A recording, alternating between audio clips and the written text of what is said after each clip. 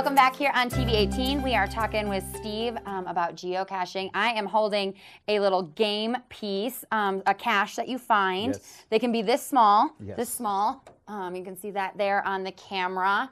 They can be smaller. You were saying Yes. like finger. Right, those are called little bison tubes Okay. or nanos. Okay. And they're usually about that big, Yeah. and there's a very tiny little log that's an inch wide and it's rolled up inside. Okay. And a lot of times they hang them from guy. trees, or we even saw one in Hawaii Yeah. inserted in a hole in a lava rock. So Just this piece of paper. with the little inside bison. that tube, right? And the tubes Wow. are different colors, so they Okay. come in all different sizes. Yeah. And the one you were just holding Yeah. up is a magnetic key holder. Okay. So geocachers use those to put on metal signs or on Got it. guardrails or anything that's metal.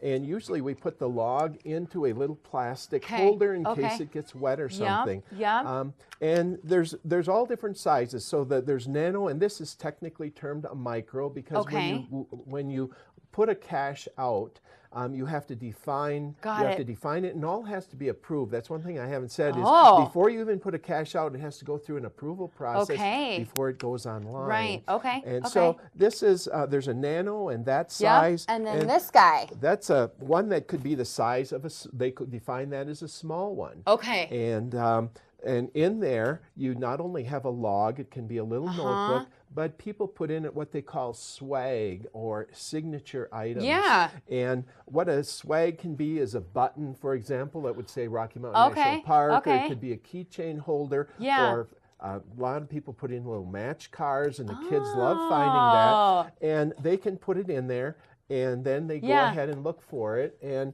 it's and sometimes they're really big. Like you have one here in Winter Park called Shipwrecked on the Mountain.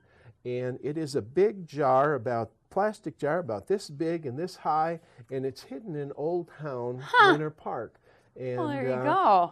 There you can put in travel bugs or anything. Very cool. So do people put things in it after they find it? You can do that. Yes. What you do is when you find a cache, if there's something in it you like, you can take it. Got it. But what you do is you should always put something in. And I remember one of my favorite things I found once, and I still periodically use it today, was a little laser pointer.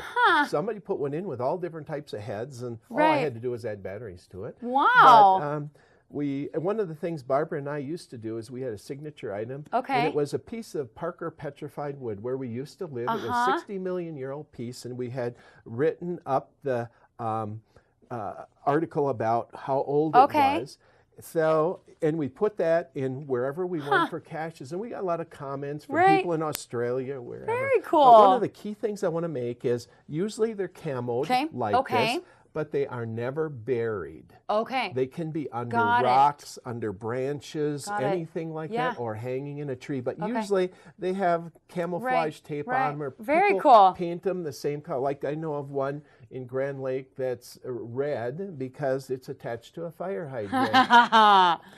Wow. Okay, so and then you use your cell phone, but GPS devices have changed throughout the last 15 years. You bet. From a technology perspective, this is it's a Garmin GPS 12. And this is my first one I ever got, and it still works today. It's awesome. But this is 1999 technology. But it worked just great. Then this is one, it's called, this is a Delorum.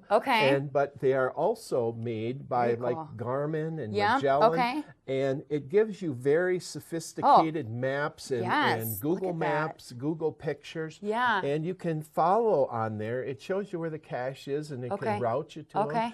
And so that's pretty sophisticated. But one of the things that's just great is any smartphone, whether iPhone or a Windows phone or an Android, there's an application that geocaching.com has, and you can download that. They have an introductory one for free and one that's a little more sophisticated for $9.99, but you can use it forever. And with that app on here, you just hit it, and it shows you all of the caches that are close by. It gives you a map. It gives you a compass how to get there. Crazy. You can even record while you're geocaching that you found it and type a note. Okay. And it all goes to the geocaching.com database. Okay, so that's like the head of everything. You bet. Okay. You bet. And so on there, all of the caches are listed and everything. Right. So technology has really moved fast. Yeah. And it's... but essentially the activity is free. You can do it, you know, free with your phone, or if you have an old GPS, you can just type in coordinates and you bet. And do it for free. And I got a log on one of our caches. Barbara and I have numerous caches around Grand Lake, and Mother wrote this, and she said, "This is just great to be doing with my son." Yeah.